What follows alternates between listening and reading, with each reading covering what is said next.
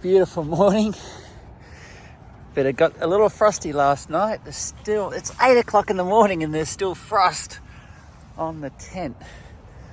Crazy.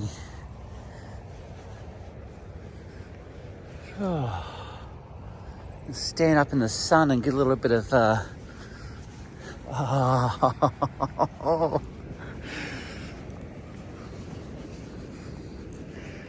can't even see if there's a car coming on this road. Oh, man, that was cold. I think it got down to 0 degrees last night. It was so cold. My sleeping bag isn't designed to go to that cold. It's designed to go like 8 degrees or something. So it's not... It was a little inadequate. I had to pull out the emergency blanket. And what I mean by emergency, I mean literal emergency blanket. Check this out. Oh, it's a bit messy in here. It's getting a bit... I mean the actual... the emergency blanket. Whew. So I'm going to hang this up to dry a little bit on that tree over there. Just there. Hopefully it does, because these things, they trap moisture as well, and I don't want to pack it away wet, so I will no doubt need it again. I've got it drying up here. Yes, so you can see, I don't know if you can see, but there's moisture all over it, and got to dry it off, otherwise it'll just go moldy. And I've got to get in here, and I've got sand all over the place. I'm going to dry the outside of the tent off before I pull it down. Same reason. Oh, there it is. Lucky. It's right at the door.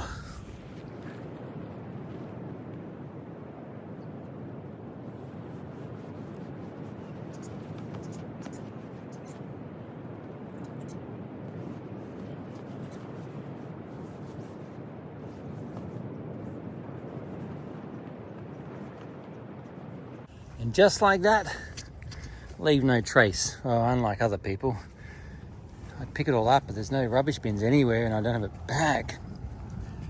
But I was over there last night, packed my tent up there, and even though I've got to go that direction, I'm going to walk this direction because it's easier to get onto the beach.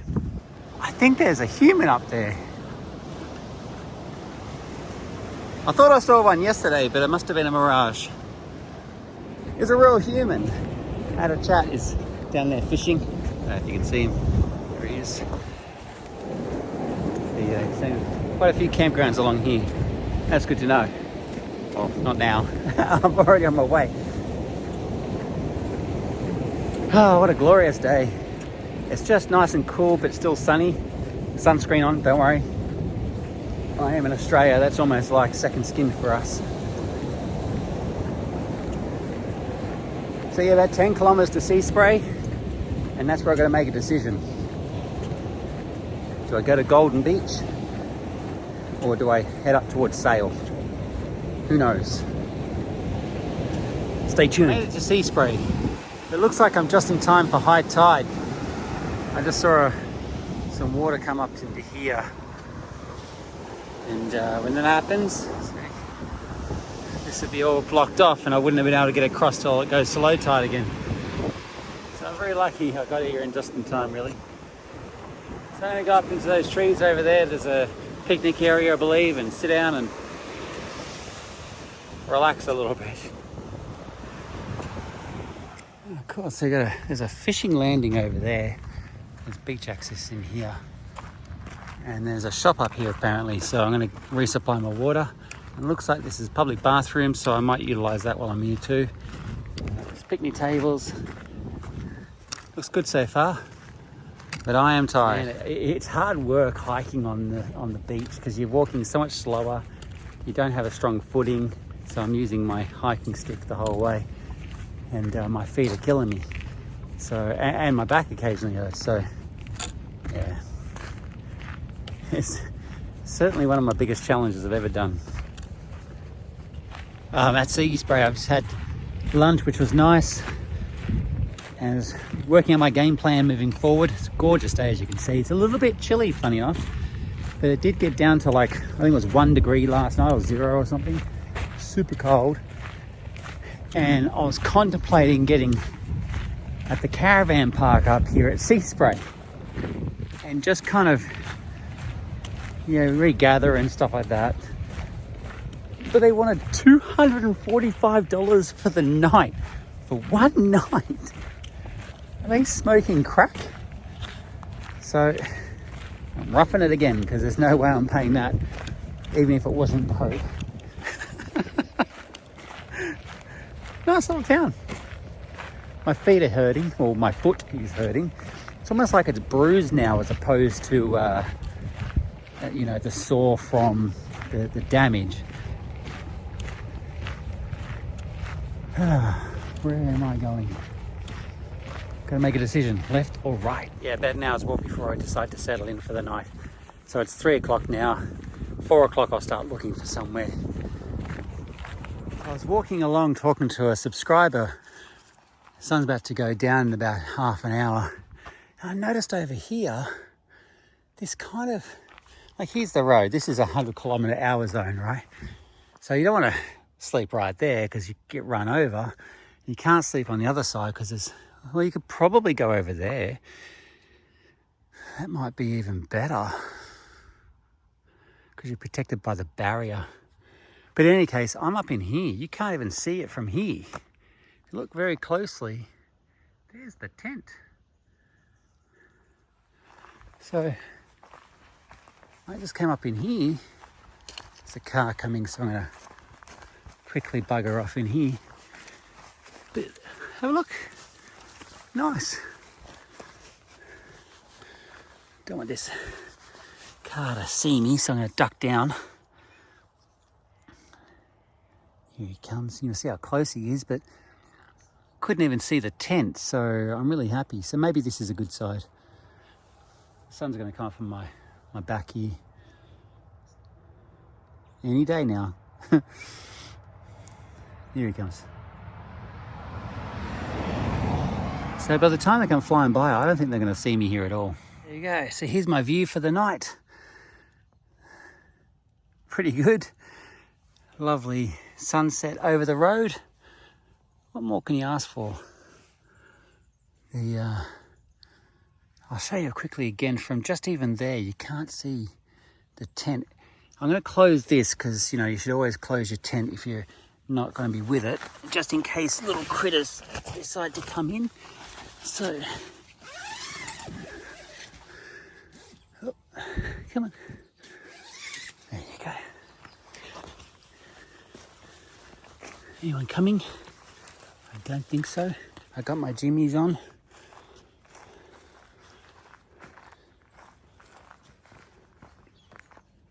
Look, you can barely see it, let alone driving by 100 kilometres an hour. Let's get in here before another car comes. There you go. Oh, I forgot my beanie. Hold on. There, look. And I'll close that outer one because I don't want dew getting in. But it's pretty, it's much bigger and I can sit upright in this one. Whereas the last one, I don't know if you could really see it, but it was all the way, oh, there's my emergency blanket. But it was just down here and I could only sleep like as if I was sleeping in a coffin. It was horrible. So I'm very grateful for this new tent. It is designed for warmer weather. It's only a 3-season tent, not a 4-season tent. But I'm going to warmer weather, so that should be okay. I'm thinking I might close at least half of this for the moment. And then, it's hard to do this one-handed. Just to give that little extra privacy. Come on, there you go. And this can, there's plenty of airflow, so I might as well shut it.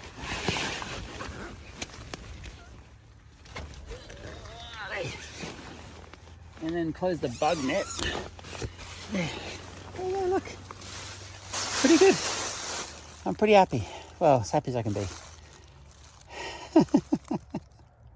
Oh, and what I do at night is when I take my glasses off, is my beanie I bring down over my eyes like this. So it's like having eye patches on. And this comes up over my face like that. So it looks like this. Bit of a terrorist look, but I'm warm. Well, warm as I can get anyway. You don't want to be fully enclosed with your nose or anything because then you're just breathing your own garbage in. This is a new look, isn't it?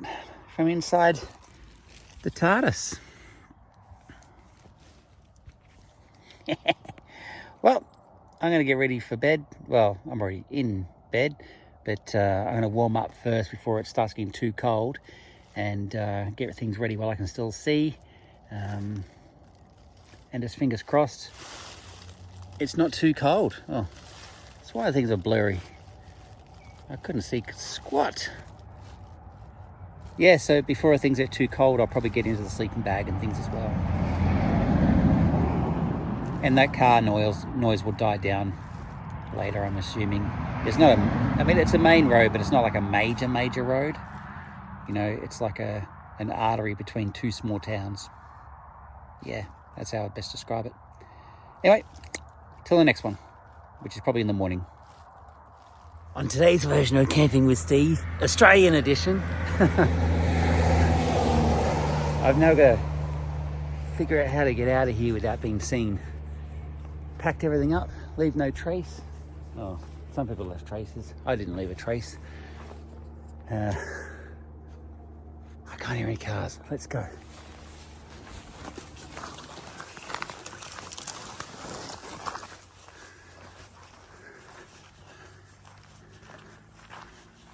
And just like that, we're back on the road. That was a great little spot in there last night.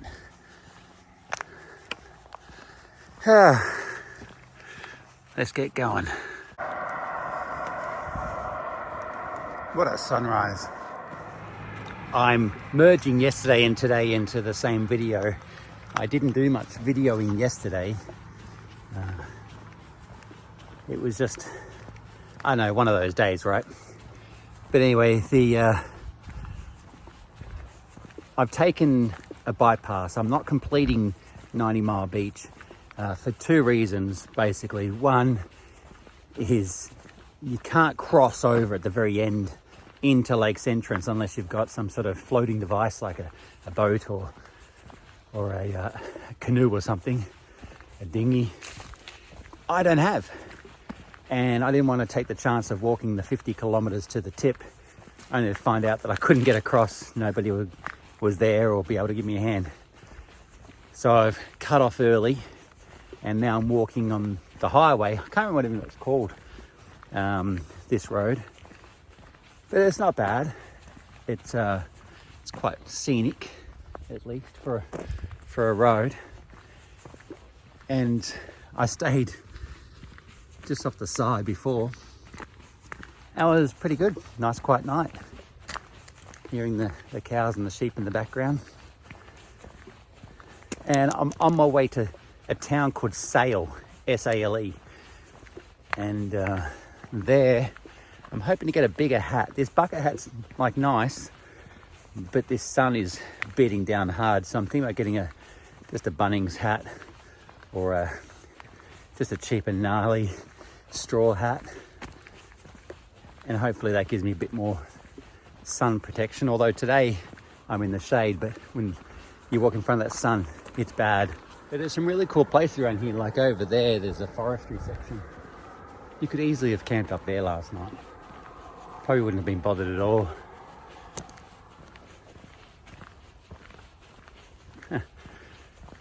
Anyway, 3 hours to the next town, Longford. About an hour and a half from that to Sale. So I've got a bit of walking to do today. I might not do much talking. If I see anything of interest, I'll let you know. I just took a rest on the side of the road up there, and you know, it was half in the sun, half in the shade, you know, that kind of sprinkled light. And I didn't realise I must have laid down in a mozzie pit or something, because some of those were so big I swear they've got voting rights. Gave me the motivation to get off my ass and keep moving though. My foot is starting to get a bit sore, and I'm still 3 hours away from the town I've got to be in. But just take my time, that's all. Hopefully don't get run over by a car. Just stopping on the side of the road here. It turned into bloody Formula One track every time I try to pick up the camera to record.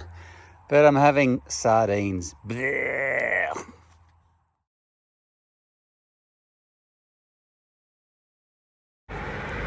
Where's my backpack? Where is it? It's gone. I'm in sale. It's S-A-L-E. It is not on sale, but in sale. I finally made it here. I bit the bullet because my foot is protesting immensely. I know I'm walking right now, but I'm walking to actually wind down. When you walk 30 kilometers in a day, you shouldn't just stop really. You should go for a wander. And I have got a cheap hotel room for the night, and I'm gonna go to the shop now and get some bandages and things, and yeah, really get that looked at. But why did I choose a place that's 2 kilometers out of town? Now I do look like a nerd. I've got my hat on top of a hat. Picked up a new wide-brim from BCF, and I was gifted some money kindly from a subscriber, and I now have a sleeping bag that can go down to 0. It's a little bit bigger than the last one, but I'm hoping it can compact down further once it goes into the actual tent. But yes, now I've got to go and get some supplies from Woolies and move on. I just want to say thanks to everyone who's been supportive and helping, and whether it be a quiet nudge of encouragement, or whether it's actually you've helped out financially on this trip. You know, it's humbling. It really is humbling, and I thank every one of you for doing it. And those on Patreon, you guys have a special place in my heart, because you're doing that month in, month out, and that's actually, yeah, I have no words for that. Anyway, before I look like an absolute tool walking down the main street, holding my phone up, I'll talk to you soon.